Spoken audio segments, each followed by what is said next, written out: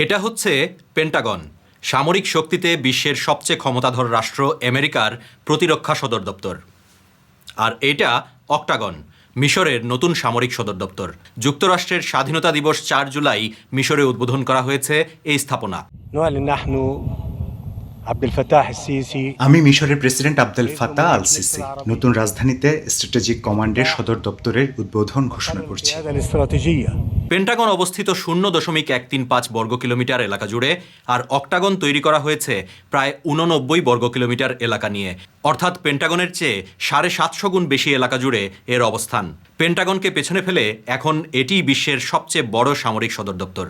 বোঝার সুবিধার্থে বলছি, বাংলাদেশের নারায়ণগঞ্জ শহরের ক্ষেত্রফল 72 বর্গ কিলোমিটার, ভারতের আগরতলার 76 বর্গ কিলোমিটার। কিন্তু এত বড় সামরিক স্থাপনা কেন প্রয়োজন মিশরের? সিসির সমর্থকেরা বলছেন এর লক্ষ্য জাতীয় নিরাপত্তা।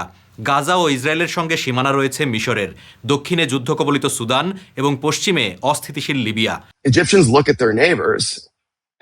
মিশরীয়রা প্রতিবেশী দেশগুলোতে ভয়াবহ পরিস্থিতি দেখতে পায়। নেতাদের বার্তা হলো, এইসব দেশের বিপরীতে তোমাদের রয়েছে শক্তিশালী সেনাবাহিনী যারা তোমাদের সুরক্ষা দেয় এবং এমন পরিস্থিতি থেকে রক্ষা করে। অর্থাৎ মানুষকে বোঝানো, ভাবো তো আমরা যদি না থাকতাম তাহলে কি হতো। আরব বসন্তের কথা মনে আছে নিশ্চয়ই। 2010-এর দশকে যখন মধ্যপ্রাচ্যের নানা দেশে গণতন্ত্রের দাবিতে আন্দোলন হচ্ছিল এবং কোনো কোনো দেশে সরকারের পতন হচ্ছিল, তখনই 2011 সালে ক্ষমতাচ্যুত হন মিশরের দীর্ঘদিনের প্রেসিডেন্ট হোসনি মুবারক। 2012 সালে মুসলিম ব্রাদারহুডের সমর্থনে নির্বাচিত হয়ে ক্ষমতায় আসেন মোহাম্মদ মুরসি। 2013 সালে সামরিক অভ্যুত্থানে ক্ষমতা দখল করেন তৎকালীন সেনাপ্রধান সিসি। এরপর থেকেই একাধিক নির্বাচনে জিতে তিনিই ক্ষমতায় আছেন। মিশরে হাজার হাজার রাজনৈতিক বন্দী রয়েছেন, সেখানে প্রায়শই গুমের ঘটনা ঘটে। সুতরাং কর্তৃপক্ষের বিরুদ্ধে কোনো অবস্থান নেওয়ার ক্ষেত্রে ব্যাপক ঝুঁকি রয়েছে এবং সেখানকার নির্বাচনগুলো কোনোভাবেই প্রতিযোগিতামূলক নয়।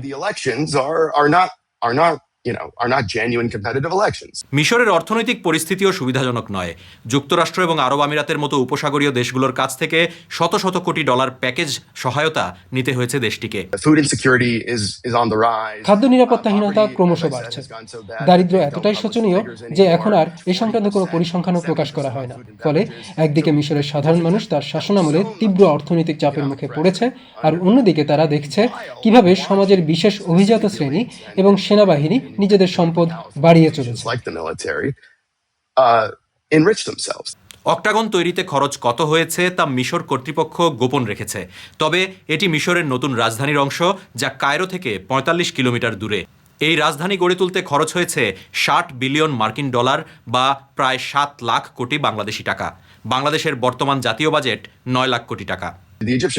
মিশরীয় সেনাবাহিনী বিভিন্ন ভবন, অবকাঠামো, রাস্তাঘাট ও সেতু নির্মাণের ঠিকাদারি কাজের সঙ্গে জড়িত। তাদের মালিকানায় রয়েছে হোটেল, এছাড়া তাদের মাছ ও মুরগির খামার, এমনকি ম্যাকারনি তৈরির কারখানাও রয়েছে। বোতলজাত পানির একাধিক ব্র্যান্ড এবং গ্যাস স্টেশনও তাদের মালিকানায় রয়েছে।